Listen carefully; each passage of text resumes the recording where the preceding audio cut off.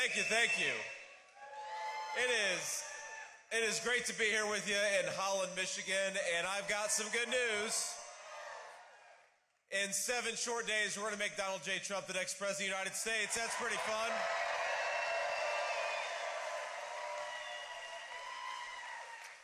Now, I want to give, before we get started, some shout-outs here to some very special guests. And, of course, first of all, we're so thrilled that all of you are here to join us. I know that we had so many people that we've got an overflow room with about 500 folks, so I just want to say hello to them. Sorry you guys couldn't get in, but get out there and vote. Let's help us win. The next time we come back to Michigan, we'll do it in a bigger venue. I want to thank, first of all, we've got Congressman Brian Mast of Florida. Brian, where are you at? Where's Brian at? Brian's backstage. Give Brian a big round of applause. Thank you, Brian. There he is right there. All right, we got State Representative Matt Hall. Matt, where are you at? Thank you, Matt, for your leadership. Appreciate what you're doing. The great Michigan GOP, Pete Hoekstra. Pete, thank you so much, man. Diane, lovely to see you. We've got members of President Gerald Ford's family here. Say hello, the Ford family. Thank you guys, beautiful crew. And we've got, of course, the beautiful family. There's too many of them to name, but the beautiful family that owns this business and is hosting us today. Thank you all so much for having us. You're great people, and we're thrilled to be here.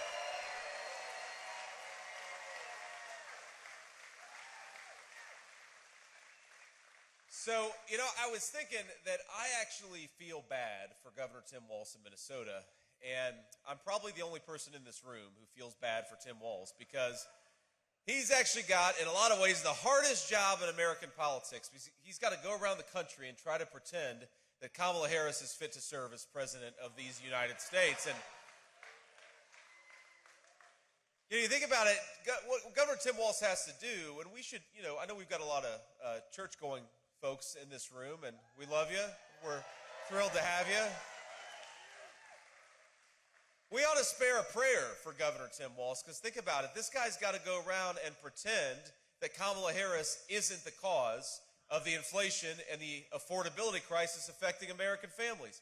He's got to go around and pretend that even though Kamala Harris said she was going to open the border, he's got to pretend that she somehow cares about border security. And he's got to pretend that the vice president who presided over the most chaotic situation in the world is somehow going to be a president of peace and prosperity. He's also got to pretend that Kamala Harris actually has ideas for how to govern the United States of America.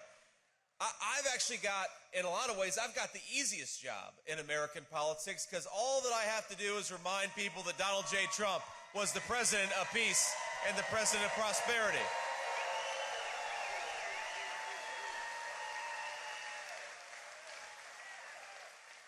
I get to remind people that when Donald J. Trump was president, inflation was at 1.5%. That's pretty good. I get to remind people that when Donald Trump was president, we had the fastest rising take-home pay in a generation in the United States of America.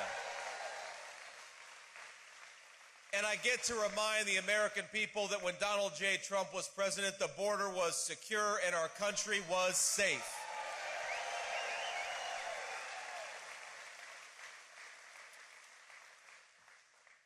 Now, the thing about Kamala Harris, and I will, you didn't expect me to be bipartisan today, but here I am saying something nice about Governor Tim Walz and something nice about Kamala Harris.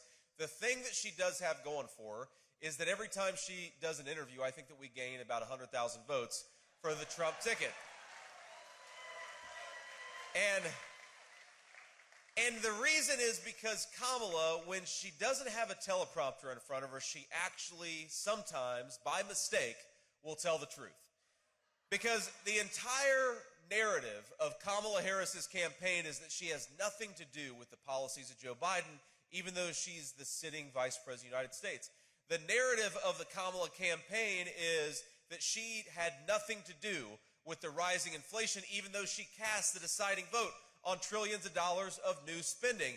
even though Kamala Harris came into office bragging that she was going to undo Donald Trump's border policies, she has got to somehow convince the American people that she had nothing to do with it, even though there's clips of her on TV saying that she wanted to undo Donald Trump's border policies. So that's the truth about Kamala Harris. Kamala Harris is more of the same, more of the broken border policies, more of the unaffordable groceries and unaffordable housing, more of the broken leadership. And I think that we ought to say to Kamala Harris, you are fired. Go back to San Francisco where you belong. We want a real president.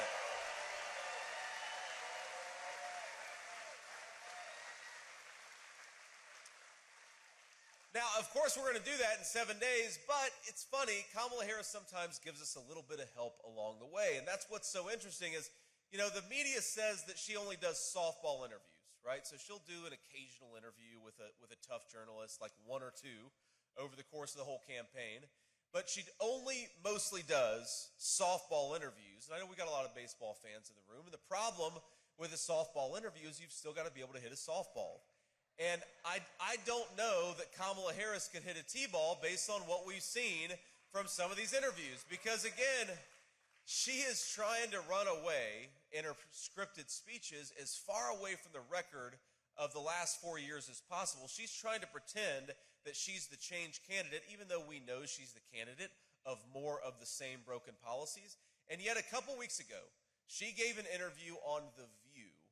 And in that interview, she kind of admitted that she's been lying to the American people for the past 3 months. Now, you will never hear me complain about running for Vice President of the United States. It is the great honor of my life to stand here in this beautiful facility in front of all of you and to ask you to make me your next Vice President. That's an incredible thing, and we're thrilled about it. And I'm having fun.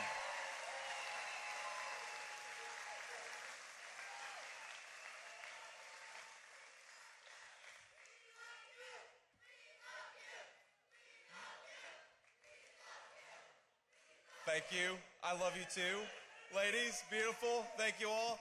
Well, look, here's the one complaint that I'll make is that sometimes, as an act of public service, I will watch Kamala Harris on programs like The View so that you don't have to. It's what I'm willing to do. This is a life of service that I've chosen. And a couple weeks ago, she gave an interview that I think really actually blew up her entire campaign. Because the interviewer said, what would you have done differently over the last 4 years? And Kamala Harris says, well, nothing comes to mind. Now think about this. She's been running away for the last 4 years, her entire campaign, but in one 15-minute segment, she said nothing comes to mind that she would do differently from Joe Biden. Now, I will say, in her defense, that could very well be the slogan of the Harris-Walz campaign. Harris-Walz, nothing comes to mind, because when she...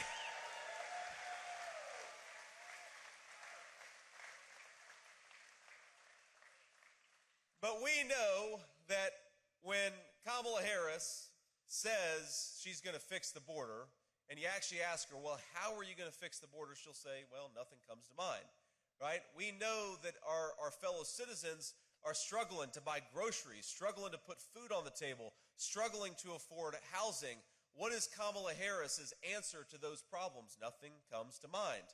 And this is true of nearly every problem we're confronting as a country, and we can laugh and we can have a good time. And by the way, I think that we're having a lot more fun on the Trump campaign than the Harris campaign is having right now.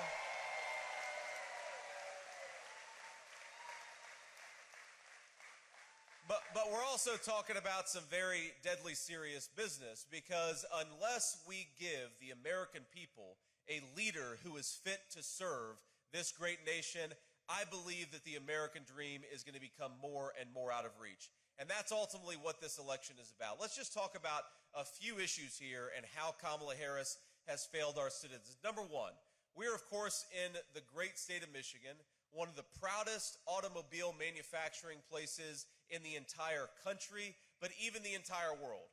And yet Kamala Harris came into office promising job-killing EV mandates and subsidizing rich people to buy electric vehicles that are made in China instead of supporting the great Michigan auto workers who build the best automobiles in the world. Now, I think that's a scandal. President Trump and I actually take a slightly different approach to the car issue. We think, number one, that we ought to make car loan payments tax deductible to empower Americans to pay their bills. But we also follow a very basic principle that this is the United States of America, and so you ought to be able to drive whatever automobile you want to, because we believe in the freedom to choose.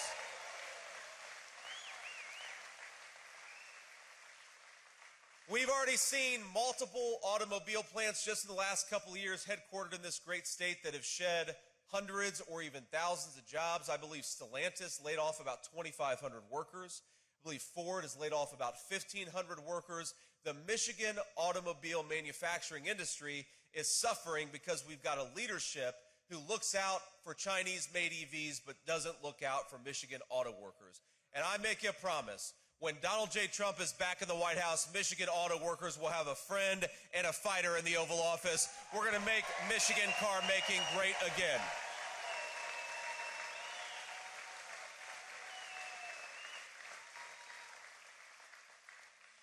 You know, it's being here is fun, but there's a certain sadness when I talk to people because they recognize that financially they're worse off than they were 4 years ago.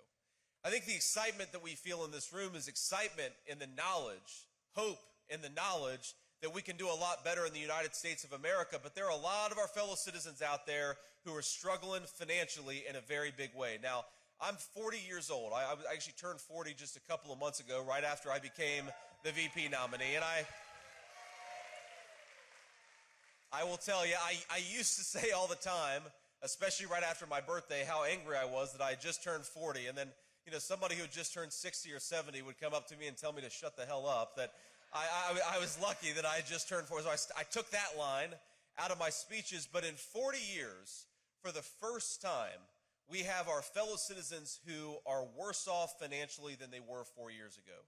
And, sometimes politicians can make this stuff more complicated than it needs to be. A very simple question, especially to the swing voters all over the state of Michigan, is, are you better off than you were 4 years ago?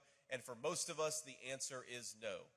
So here's a very simple proposal. Rather than doubling down on the failed policies of Kamala Harris, let's go back to the strong leadership, the prosperous leadership of Donald J. Trump, and let's unleash.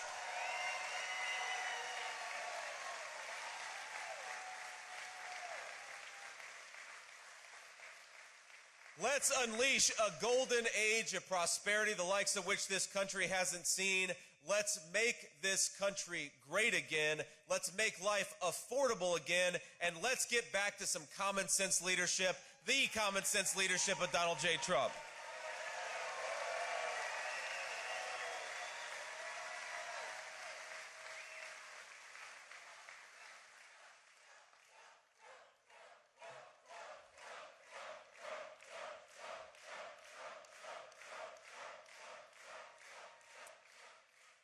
So for the swing voters at home, I just want to walk through a few of the ways in which things have gotten much worse for the common people of our country.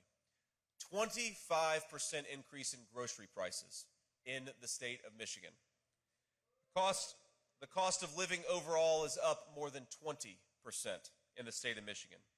Inflation under Kamala Harris has cost the average Michigan family $29,000. And at the current pace, it's costing the average Michigan family over $1,000 a month. Think about this.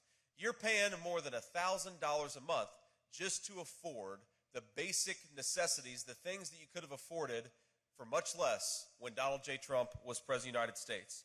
Home prices in Michigan are 41% higher under Kamala Harris's leadership.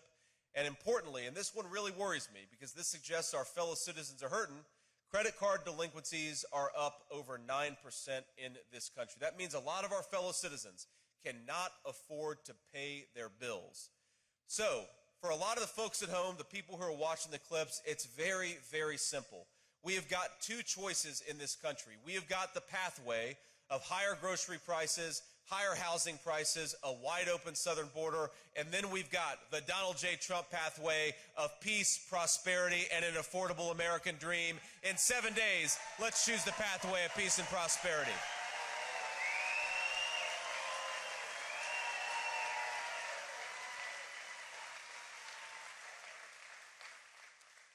You know, I want to tell you a little bit about my own background here, because I think it illustrates some of the frustrations that a lot of folks are feeling. You know, I was raised by my grandmother. My mother struggled with opioid addiction for a big chunk of my early life, and I'm proud of my mom because she's about to celebrate 10 years clean and sober, which is a great blessing for my family.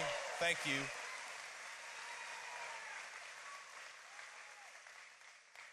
But I remember when I was a kid, and sometimes times were especially tight, and I remember sometimes my grandmother, I called her Mamaw. Mamaw would say, you know, we just don't have enough money, and it's a little too cold tonight. We're going to throw a few extra blankets on the bed. We're not going to turn on the heating tonight.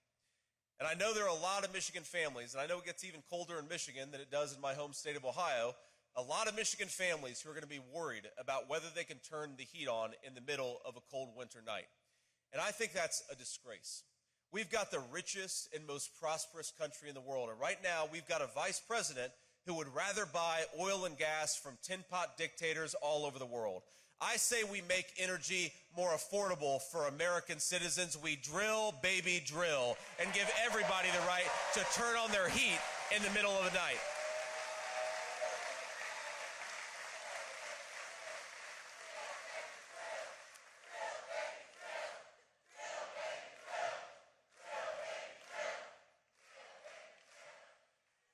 You know, it's funny, when the media sometimes they'll ask Kamala Harris, they'll say, well, what is your exact plan to lower the price of groceries and housing and all the things that have gotten more expensive thanks to your policies? And Kamala will say, well, you know, I grew up in a middle-class family.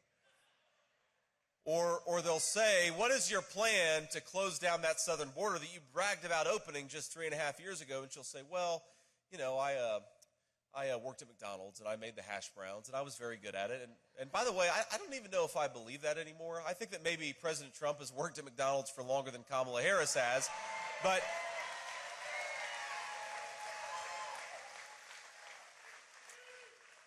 what does it say about Kamala Harris? And what does it say about the kind of vice president she has been and the kind of president she would be, that she cannot answer simple questions about what she plans to do as President of the United States?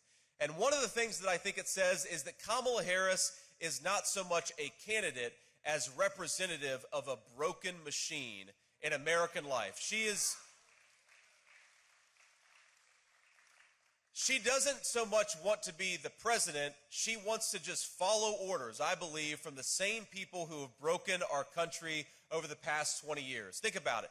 How can Kamala Harris, who is a member of the political party that has governed this country for the past 20 years with the brief interruption of 4 years of Donald Trump's leadership, how is it possible for her to stand on a stage and blame Donald J. Trump for the very things that she has done? You do that when you don't have any ideas, and you do that when you have no idea what you want to do as President of the United States. And set to the side any policy disagreements that we have with Kamala Harris. I am terrified about having a person like that sit in a room with Vladimir Putin and Xi Jinping if she cannot answer friendly questions from the friendly American media. How can we possibly expect her to negotiate on our behalf in front of the world's worst people? We can't.